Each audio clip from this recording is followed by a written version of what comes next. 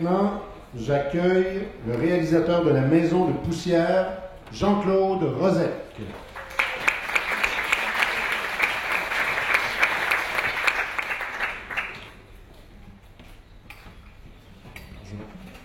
Bonjour Jean-Claude. Il s'agit d'un film assez étonnant dans votre filmographie par son ton, beaucoup plus sérieux que ce qu'on a connu de vous auparavant. Qu'est-ce qui vous a amené là? C'est le sujet. C'est-à-dire que je voulais faire un film sur les tours HLM qui étaient détruites dans ma ville natale. Et voilà, j'essayais de trouver une approche. Et au début, j'étais parti plutôt pour un film pour enfants. Ça se sent un peu dans certaines scènes, dans certains choix graphiques. Et en fait, au fur et à mesure, en développant le film, je me suis aperçu que ça ne marchait pas très bien. Et qu'en fait, l'histoire nécessitait un ton un peu plus... Enfin, l'histoire m'a amené vers quelque chose qui était plus sombre et plus sérieux que ce que j'avais fait avant. Et c'est vraiment le sujet, le ton général du film qui s'est développé comme ça. C'était pas un choix. Je me suis pas dit je vais faire un film sérieux pour déprimer tout le monde. C'était vraiment... le film s'est développé comme ça. Parlez-moi de votre personnage. C'est un personnage extrêmement intéressant qui se déplace lentement, qui impose à lui seul un rythme au film. Bon, c'est un personnage assez lourd aussi. Vous en êtes arrivé comment à ce personnage, justement? Déjà un peu par réaction, parce que j'avais beaucoup travaillé sur des séries à l'époque. Et dans les séries, c'est des petits personnages vifs et mignons. Et donc un peu par réaction, j'avais envie de travailler sur un autre type de personnage, un personnage moins expressif. Plus mystérieux, parce que je me suis rendu compte, moi, comme spectateur, c'est souvent ces personnages-là qui me touchent le plus. Des personnages où on projette plus sur eux que eux ce qu'ils expriment. Donc j'ai un peu travaillé là-dessus, et puis je me suis inspiré de gens que je connaissais tout bêtement. J'ai lu pas mal d'interviews d'habitants de ce genre de tour qui étaient très touchés par la destruction de leur maison, pour le coup. C'est pas seulement des immeubles en béton, c'est aussi la maison des gens.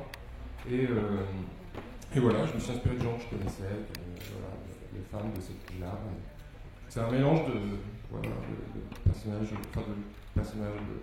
de gens que j'ai rencontrés et une création de personnages un peu en essayant de prendre le contre-pied de ce que j'avais eu l'habitude de faire en tant qu'animateur ou même réalisateur. Est-ce que c'est un film qui a exigé que vous fassiez une recherche?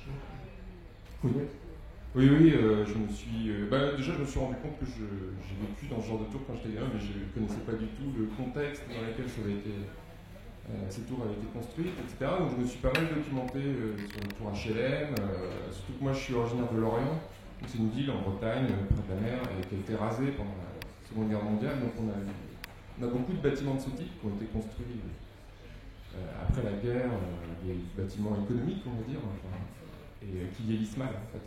Et donc je me suis pas mal renseigné et dans un premier temps j'ai eu la tentation d'essayer de faire quelque chose d'un peu documentaire en fait. Et puis je me suis rendu compte qu'il y avait déjà des documentaires qui avaient été faits, qui disaient déjà tout sur le sujet, moi j'avais pas grand chose à dire de plus. Et surtout j'ai essayé de faire un film où j'utilisais l'animation. M'orienter vers la fiction ça me paraissait plus... Donc j'ai laissé tomber en fait le côté... toute la documentation que j'ai amassée, en fait, peut-être qu'elle irrigue sans doute le film, mais c'est quelque chose que j'ai laissé derrière moi et je suis plutôt parti vers quelque chose qui était plus ennuyé, qui me convenait plus aussi. Les questions venant de la salle, maintenant. Oui, d'abord je commence par quelque chose qui n'est pas une question. J'aime beaucoup votre film. Simplement, est-ce que vous vous êtes rendu compte que par moments votre personnage, qui est très sympathique, ressemble à une femme politique que je trouve beaucoup moins sympathique, Christine Boutin? Franchement, il y a des angles, c'est tout à fait... Non, plus sérieusement, comment je trouve très sympathique. Oui, tous les goûts sont dans la nature. Comment est-ce qu'on filme des scènes? Comment est-ce qu'on travaille en animation des scènes d'éboulement, des bouillies? Est-ce qu'on travaille sur des images réelles? La chute de pierre comme ça? Ça me gêne beaucoup le rapport avec Christine Boutin, parce que je ne verrai plus mon film de la même manière. Bon, peut-être que ça va m'ouvrir un nouveau public, et ça va être chouette. Pour revenir à votre question, alors pour la destruction, ouais, j'ai collecté des vidéos, j'ai été filmer moi-même la destruction du tour, j'ai pris pas mal de photos et je les ai montrées à l'équipe. Mais en fait, très rapidement, quand vous travaillez sur le film, c'est un peu comme la documentation à l'origine du film. très vite vous laissez tomber. De toute façon, les animateurs, très vite ils ne regardaient plus les vidéos et ils faisaient leur travail d'animateur. C'est-à-dire que là vous voyez une grignoteuse à l'écran, c'est ces espèces de grosses mâchoires qui dévorent le tout. Et en fait ça ne bouge pas du tout comme ça dans la réalité. Dans le film c'est un personnage en fait. Et c'est la même chose pour les égoulements. On n'a pas cherché, même si je pense qu'il y a un rendu un peu réaliste, mais c'était pas l'objectif. Après, c'est les animateurs qui ont fait leur travail de rendre ça vivant et stylisé.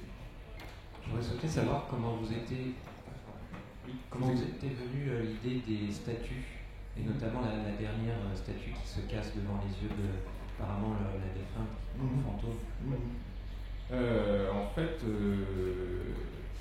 comme je l'ai dit tout à l'heure, j'essayais de raconter une histoire avec l'animation. Donc je me suis demandé comment, dans les ruines, on pouvait essayer de matérialiser et l'histoire des personnages et l'histoire de la tour, c'est-à-dire qu'on voit les habitants, on les voit dans leur quotidien. Et au début, ça devait être des statues qui ne bougeaient pas, et évidemment, je me suis dit, il faut qu'elles bougent. Donc je les ai animées. Donc voilà, c'est une idée qui est venue progressivement.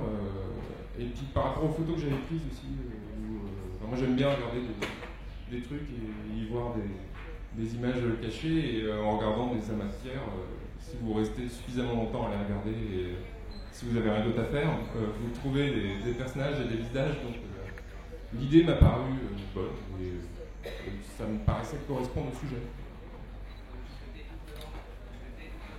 Ah, vous voulez dire la chute du film, le dédoublement. Ah oui, excusez-moi, je n'avais pas compris. La chute, en fait, c'est vraiment venu à la fin, c'est-à-dire que pendant longtemps, j'avais pas cette fin-là. C'était une fin qui marchait pas. Ouais, le film marchait pas bien pendant très longtemps, à l'étape de scénario, ça fonctionnait pas correctement. Et c'est vraiment quand j'ai réalisé Animatic, j'ai réalisé dans l'ordre, donc j'ai vraiment construit mon film au fur et à mesure. Et c'est arrivé à la dernière scène où il fallait bien que je conclue le film, où j'ai eu cette idée, et je me suis dit, c'était une super idée. Donc, même si voilà, je me suis dit, voilà, non, c'est pas très gay, mais voilà, ça me paraissait être la conclusion la plus logique au film. Une dernière question. I want to ask about the story. The book that you selected was the Three Little Pigs, and is that an irony because even in the House of Bricks, that is destroyed at the end, and there's no protection from the wall? Alors, pour le coup, les Trois Petits Cochons, c'était lié au fait que pendant longtemps, j'avais pas un scénario qui tenait debout, parce que je suis parti du décor. Donc, faire un film sur un décor, c'est vous pédalez vite dans la smoule. Donc, à un moment, j'ai pensé aux Trois Petits Cochons parce que c'était un conte sur la maison. La maison, c'est un truc très particulier dans mon impression. Quand j'étais petit, je me souviens, les Trois Petits Cochons, c'était un truc qui m'impressionnait beaucoup. Je pense que c'est par rapport au fait que le loup souffle les maisons, c'est une image très forte. Il y a ça aussi dans le Magicien d'Oz, la maison qui s'envole, c'est des images, moi je trouve très fortes. Donc je me suis servi du conte pour créer des parallèles. Et puis il y avait le fait aussi que cette grignoteuse, qui pour moi était un personnage dans le film, elle me faisait penser à des grosses mâchoires de loup. Donc je me suis dit, voilà, c'est une relation que je trouvais intéressante. Après, je pense que ça exprime quelque chose du personnage et ça crée une accroche avec le spectateur que tout le monde connaisse, la plupart des gens. On va prendre une dernière question. Je suppose que vous fréquentez Annecy depuis quelques années déjà, et donc vous avez forcément dû voir le court-métrage qui avait été primé à son époque, La Maison en Petit Cube. Tout à fait. Moi, ça m'a beaucoup fait penser à ce film-là dans les souvenirs. Tout à fait. Alors là, pour l'anecdote, en fait, je ne connaissais pas. Alors au début, quand j'ai commencé à travailler sur La Maison de Poussière, je voulais parler du tour HLM. Et donc un jour, j'ai eu l'idée du titre, La Maison de Poussière, que je trouvais que c'était un beau titre. Je me souviens que l'histoire s'est un peu cristallisée autour du titre. En fait, je me suis dit, voilà, La Maison de Poussière, c'est bien. Et donc, comme souvent, quand vous avez une bonne idée, il vaut mieux quand même vérifier si d'autres personnes ne l'ont pas eu avant vous. Donc j'ai tapé La Maison de Poussière sur internet pour voir si ce titre n'existait pas déjà. Et je suis tombé sur La Maison de Petit Cube, que je n'avais peut-être entendu parler, j'ai peut-être vu des images, mais je n'avais pas vu le film. Donc j'ai regardé le film, et là j'ai eu une douche froide, parce qu'il y avait énormément d'aspects de mon histoire qui étaient vraiment très très proches. Il y avait même des scènes quasiment identiques et des parties de mise en scène qui étaient identiques. Et donc ça m'a beaucoup déprimé, même si le film est super. Mais en fait, c'est à partir de ce moment-là que j'ai changé, j'ai commencé à remanier mon film, que j'ai eu cette idée aussi des personnages en pierre. Parce qu'au début, je voulais utiliser des flashbacks, comme dans la maison un petit peu. Et voilà, le film le réussit déjà tellement parfaitement que c'était impossible de faire mieux. Donc j'ai essayé de raconter l'histoire de mon personnage, de cette femme, j'ai essayé de le raconter avec l'héroïne, de ne plus faire de flashbacks. C'est pour ça d'ailleurs il y a des choses mystérieuses dans le film, il y a des choses sur ce personnage qu'on ne sait pas, ou qu'on peut déduire, ou qu'on peut imaginer, mais à la base il y avait des flashbacks qui expliquaient plus clairement. Et en fait, encore une fois, déjà vous faites de la comparaison, mais je pense que si j'avais continué dans mon idée précédente, j'aurais été écrasé par la comparaison de ce film, donc non. Mais oui. Jean-Claude Rozek, merci. Merci à vous.